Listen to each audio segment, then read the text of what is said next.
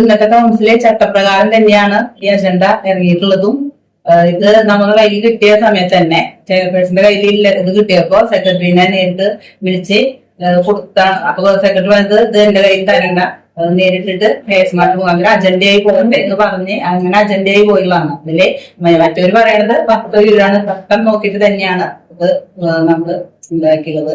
കാരണം നിങ്ങൾക്ക് എല്ലാവർക്കും അറിയാം, സെക്രട്ടറി ഒരുപാട് വിഷയങ്ങളില് നമ്മളിനെ ആ ഫുട്ബോളിന്റെ അത് കഴിഞ്ഞതിന്റെ അവിടെ നിന്ന് തൊട്ട് ഇന്നല്ലേ ഞങ്ങൾ പുതിയ ഭരണത്തിൽ ഞങ്ങൾ വന്നതിന് ശേഷം തന്നെ ആള് ഞങ്ങളെ എന്ത് ഭരണസ്തംഭനം എന്ന് തന്നെ പറയാം, ഏത് കാര്യത്തിലും ആള് ഒരു ഉടക്ക് പോലെ ബസ് സ്റ്റാൻഡിന്റെ എല്ലാ കാര്യത്തിലും അവരുടെ കൂടെ നിന്ന് പുതിയ ഭരണസമിതി അവർ വന്നതിന്റെ ശേഷമുള്ള അവരുടെ കൂടെ നിന്നിട്ടുള്ള കാര്യങ്ങൾക്ക് ഇതാക്കുന്നതിന്റെ ഭാഗമായിട്ട് തന്നെയാണ് നമ്മൾ ഇന്ന് ഇങ്ങനെ ഒരു കൗൺസില് വെച്ച് ഞങ്ങൾക്ക് പറയാനുള്ള കാര്യങ്ങൾ അറിയിക്കാന്നുള്ളതിൽ നിന്നത്. പക്ഷെ അതിന് മറ്റുള്ള കൗൺസിൽ അവർക്ക് അതിലൊരു താല്പര്യം ഉണ്ടായിരിക്കും, ചിലപ്പോൾ സെക്രട്ടറിനെ സംരക്ഷിക്കണോണ്ട് അവർക്ക് അതിന് താല്പര്യം ഉണ്ടാവും. പക്ഷെ നമുക്ക് എന്താ വെച്ചാൽ ഞങ്ങൾക്ക് ഞങ്ങളുടെ നഗരസഭയുടെ ഭരണം നല്ല സുതാര്യമായി നല്ല രീതിയിൽ നടന്നു പോകണം എന്നുള്ള ആഗ്രഹമാണ് ഞങ്ങൾക്കുള്ളത്.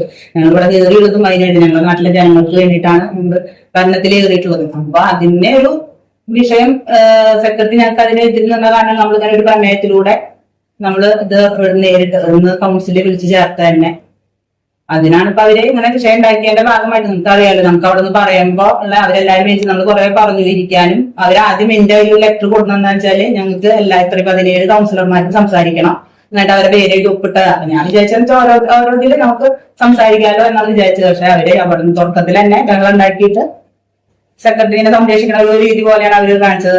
ഞങ്ങൾക്ക് എല്ലാവർക്കും പറയാനുള്ള കാര്യങ്ങൾ കേൾക്കാനുള്ള ഇതുണ്ടായില്ല. അതാണ് നിങ്ങളോട് കൃത്യമായി ഞങ്ങൾക്ക് പറയാനായിട്ടാണ് നമ്മൾ ഇതിലൂടെ യോഗം വിളിച്ചത്. കുറെ കാലമായിട്ട് വാസ്തവ വിരുദ്ധമായ കുറെ കാര്യങ്ങൾ പറഞ്ഞു ധരിപ്പിക്കുക എന്നുള്ളതാണ് ഗുരുവായൂർ നഗരസഭയിലെ ഓരോ കൗൺസിൽ യോഗത്തിന്റെയും മാതൃക. അതിന്റെ വളരെ വ്യക്തമായ ഉദാഹരണമാണ് ഇന്നത്തെ കൗൺസിൽ. വളരെ കൃത്യമായിട്ട് നിങ്ങൾക്ക് മനസ്സിലാവും.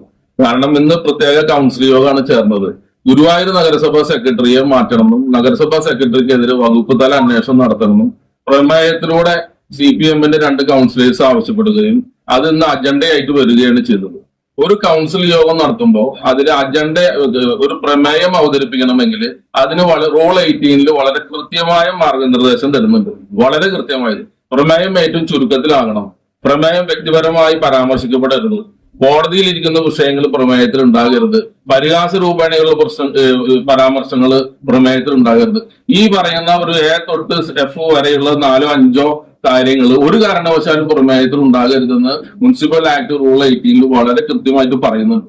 ഇതിനെ പൂർണ്ണമായി വയലേറ്റ് ചെയ്യുന്ന ഒരു പ്രമേയത്തിനാണ് ഇന്ന് അവതരണ അനുമതി ചെയർപേഴ്സൺ കൊടുക്കുന്നത്. അതുകൊണ്ടാണ് ഒരു കാരണവശാലും മുനിസിപ്പൽ ആക്ട് പ്രകാരം ഈ പ്രമേയം അവതരിപ്പിക്കാൻ പാടില്ല എന്ന് കൗൺസിൽ യോഗത്തിൽ UDF അംഗങ്ങൾ ശക്തമായി ആവശ്യപ്പെട്ടത്. അതിന്റെ അടിസ്ഥാനത്തിൽ ഞങ്ങൾ എന്ത് ചെയ്തു? ഈ വിഷയം ചർച്ച ചെയ്യാൻ ഞങ്ങൾ തയ്യാറാണ്.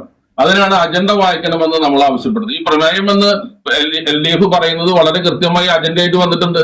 ആ അജണ്ട വായിക്കാനായിട്ട് കൗൺസിലർക്കിനെ ഒരിക്കലും അനുവാദം കൊടുക്കാതെയാണ് കൗൺസിൽ മുന്നോട്ട് പോയത്. ഈ പ്ലാൻ ഫണ്ട് വളരെ കൃത്യമായി വിനിയോഗിച്ച് നഗരസഭയിലെ ജനങ്ങളുടെ ആവശ്യങ്ങൾ കൃത്യമായി വിനിയോഗിച്ച് മുന്നോട്ട് കൊണ്ടുപോകാനുള്ള ഒരു സംവിധാനം ഈ ഭരണസമിതി ഇതുവരെ ഉണ്ടാക്കിയിട്ടില്ല. അതിനാണ് UDF കൗൺസിൽ ശക്തമായി പ്രതീക്ഷിക്കുന്നത് എന്നാണ് ഇന്നത്തെ കൗൺസിൽ യോഗത്തിന്റെ ഭാഗമായിട്ട്. സ്വർണം പണയം വെക്കുന്നതിന് താങ്കൾ എന്തിന് അധിക പലിശ നൽകണം? 1 രൂപ മുതൽ പ്രതിമാസ പലിശ നിരക്കുകൾ ഡെയിലി, വീക്ക്ലി, മന്ത്ലി ലോൺ അടയ്ക്കാവുന്നതാണ്. കൂടിയ പലിശ നിരക്കിലുള്ള പണയങ്ങൾ കുറഞ്ഞ പലിശ നിരക്കിലേക്ക് മാറ്റിവെക്കുന്നതിനുള്ള സൗകര്യം, പ്രതിമാസ പലിശ അടയ്ക്കുന്നവർക്ക് വൻ ഇളവുകൾ. Aalukkaran gold loan, Vadanappally, Orumanayur, Chavakkad, Guruvayur. ഗുരുവായൂർ മണ്ഡലത്തിലെ നാട്ടുവാർത്തകളുമായി സർക്കിൾ ലൈവ് ന്യൂസ്.